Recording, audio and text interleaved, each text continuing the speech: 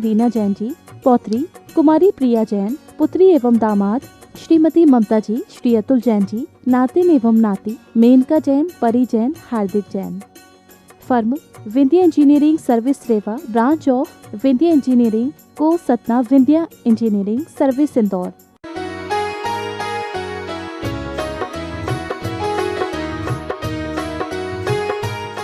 ओम नमः सिद्धेभ्यः। ओम नमः सिद्धेभ्यः। ओम नमः सिद्धेभ्यः। अहिंसा परमो धर्म की।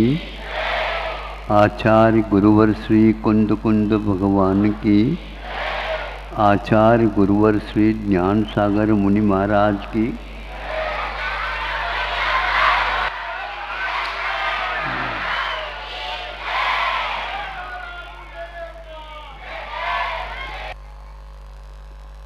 प्राय प्रथमान योग में चक्रवर्ती का अर्धचक्री का जीवन चरित्र आप लोगों को पढ़ने के लिए मिलता है। झालर चलाए, क्योंकि ये महापुरुष होते हैं, इनको न पसीना आता है और न ही सीने में कभी दर्द होता। जो आज 7-8 साल का भी लड़का नहीं और इसको सीने का दर्द हो रहा। अब मैं इनको इसलिए उठा रहा हूँ, महापुरुषों में ये भी एक महत्वपूर्ण स्थान रखते हैं। तीर्थंकरों के पुत्र भी होते हैं। युग के आदि में ऋषभनाथ भगवान हुए और उनके ज्येष्ठ पुत्र के रूप में इनका जन्म हुआ।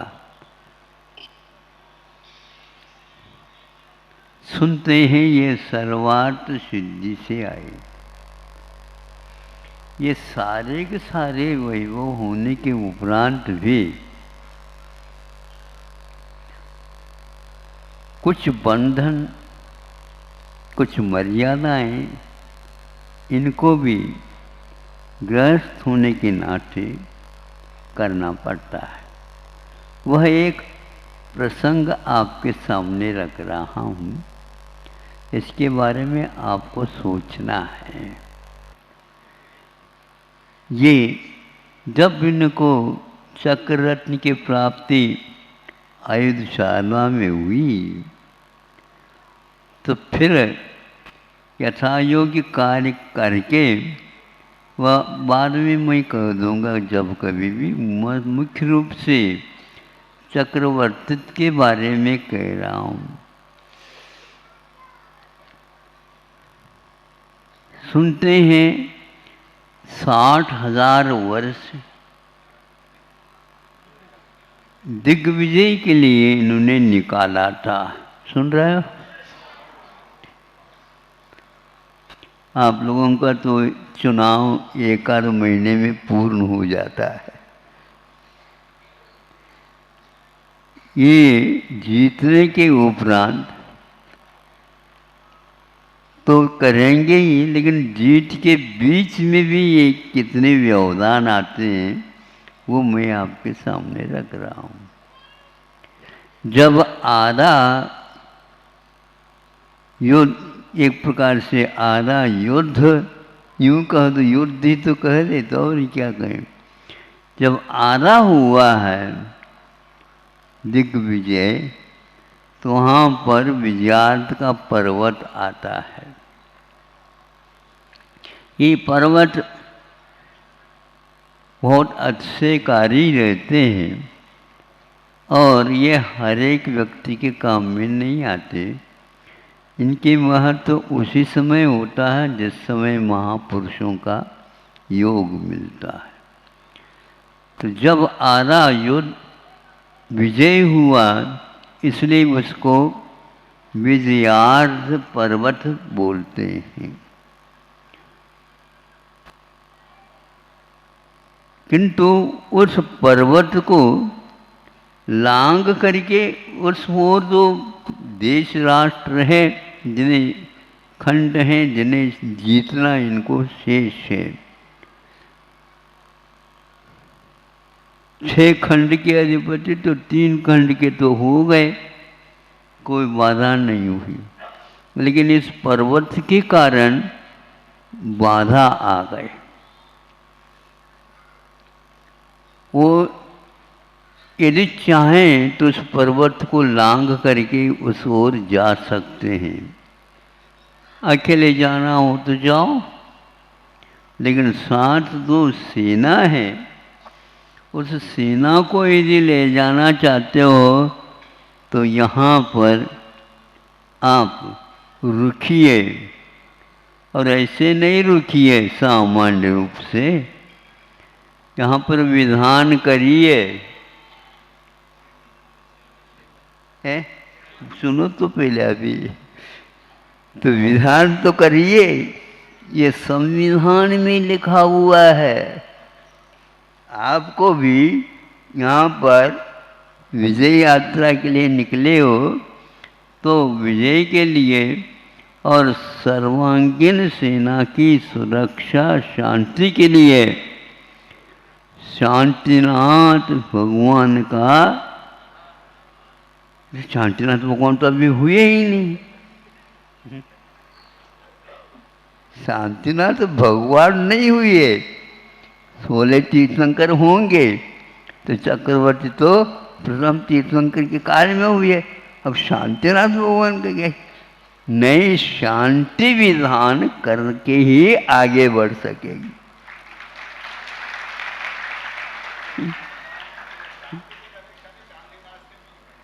शांतिनाथ ये लगाया गया नाम है, लेकिन हर एक तीर्थंकर शांति के ही धनी रहते हैं। अब इसके उपरांत 3 दिन का है, 6 दिन का, जो कुछ भी शांति विधान करना है वो कर लेते हैं। ऐसा नहीं कर सकते 2-2 बार भोजन करके। हाँ, उनके लिए भी लागू है। शांति मिलेगी तो ऐसा नहीं एकासन कैसे कर ले, नहीं।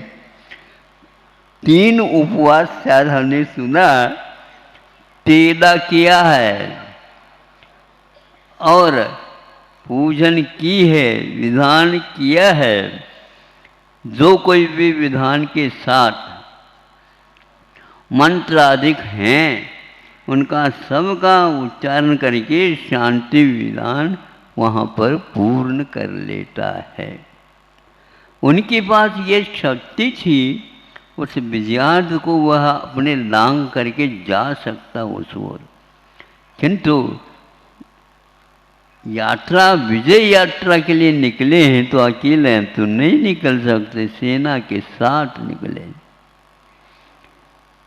सेना भी तीन उपवास कर लिए, जैसे अपने अपने कुवत के लिए। चक्रवर्ती के लिए तो 3 दिन का उपवास करके उन्होंने शांति विधान किया था। कोई भी सामान्य सेना है तो कुछ न कुछ तो हो सकता है, वह न हो। ये निरोगी काया वाले हैं, सारे के सारे ऐसे हो, तात्कालिक कुछ न कुछ तो होता। 6 महीने तक लगातार उस विजयार्थ पर्वत की गुफा से लपटें निकल रही थी, आसमान को छू रही थी। 6 महीने किसको बोलते हैं?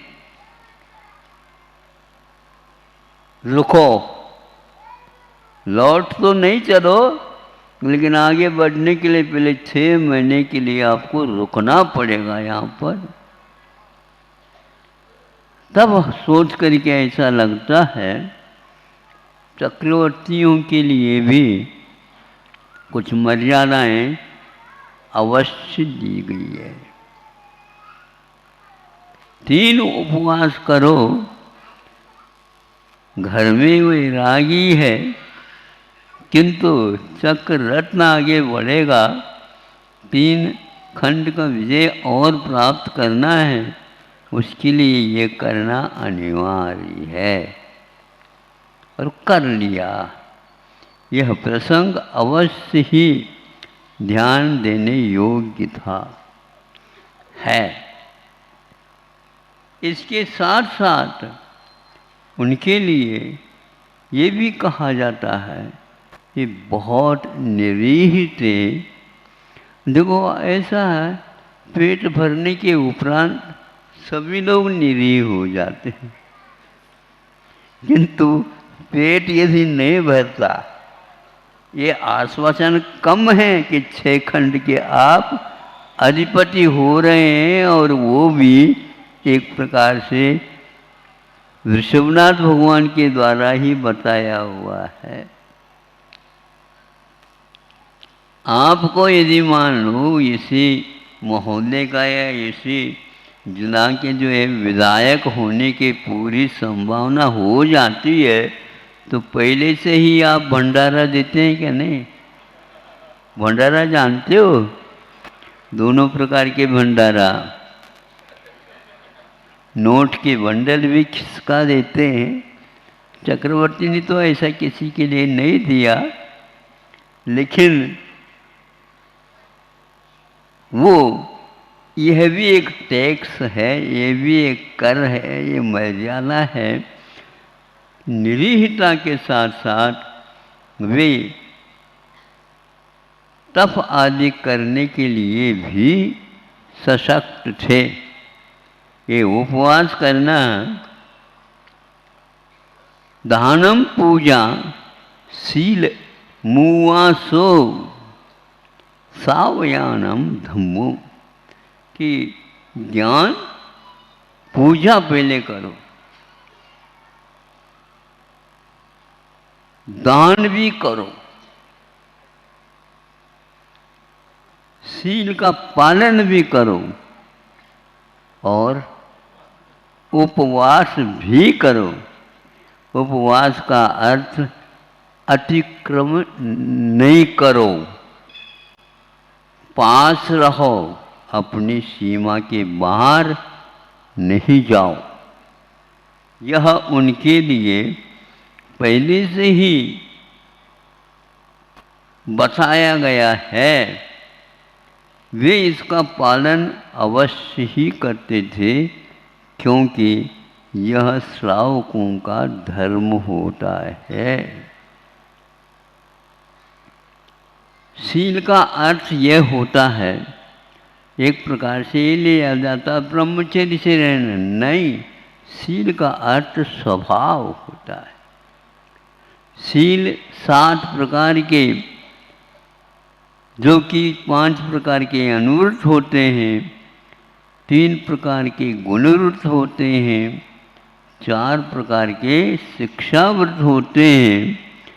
ये 4 और 3 7 प्रकार के ये सप्तशील, ये श्रावकों के हुआ करते हैं, और इसका उल्लंघन वे भी नहीं करते थे। वह आप जैसे संकल्प तो नहीं लेते, किंतु इसका उल्लंघन वे नहीं कर सकते, नहीं करते थे। ये कैसे आप कह रहे हो? इसलिए कह रहा हूँ, उनके लिए 6 खंड में 32,000 इस प्रकार 96,000 पत्नियां बताई। और एक प्रकार से बहुत सावधानी के साथ सुनिए, वे म्लेच्छ खंड से भी जब उनको जीत करके लाते हैं, उस समय उनके लिए वहाँ के म्लेच्छ राजा जो नतमस्तक होकर के 32,000 कन्याओं का दान किया है। रावण तो रावण थे, इसलिए आज तक वह एक प्रकार से अपवाद का पात्र बना हुआ है। चक्रवर्ती ने 96,000 राजा के बाद कुछ मांग करके और कुछ कन्याओं को मांग नहीं की थी, नहीं समझे। 96,000 ही रखा, ये उनकी सीमा थी, पहले से ही सीमा थी। चाहे मांगने से थोड़े से ही सारा हो जाता, अनेक और कन्याओं को दे सकते, नहीं। 96,000 के बाद एक भी कन्या, एक भी स्त्री को हम स्वीकार नहीं करेंगे, यह एक मर्यादा उनके पास भी थी। एक मर्यादा यह थी, इसलिए उनको अनुवृत्ति नहीं थे, ऐसा हम नहीं कह सकते। 6 खंड के बाद भी वह और किसी के ऊपर आक्रमण करके उनके खंडों को एक और 6 खंड में मिला ले। अनेक राष्ट्र आज अड़ोस पड़ोस के राष्ट्रों की ओर देख करके अपने राष्ट्र में समाहित करना चाहते हैं, उसके नाम लेने की कोई आवश्यकता नहीं है, आप लोग जानते हैं, आप ही लोग तो आकर के हमें बता देते। लेकिन चक्रवर्ती किसी एक खंड की ओर, एक आधा खंड की ओर भी आक्रमण नहीं किया। यदि करते मिल जाता, लेकिन वहाँ पर भी 6 खंड उस सीमा के बाहर, वहाँ पर भी है चक्रवर्ती आदि, इसलिए वे इसको होने नहीं देंगे और ये किसी प्रकार से करने नहीं देंगे। देखो भैया, आपके सामने थाली है तो उसी थाली को देखो, अड़ोस पड़ोस की थाली देखना पंगत में बैठ करके अच्छा नहीं माना जाता।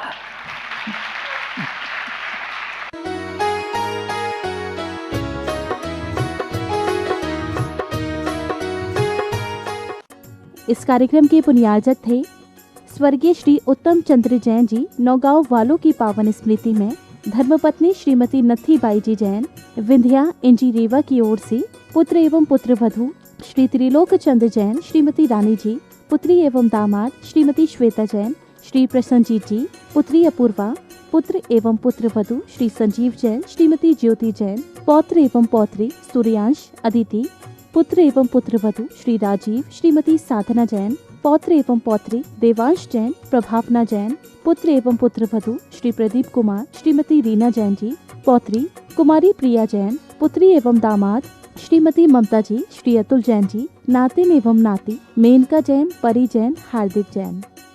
Firm Vindhya engineering service Rewa, branch of Vindhya engineering को सतना, विंध्या इंजीनियरिंग सर्विस।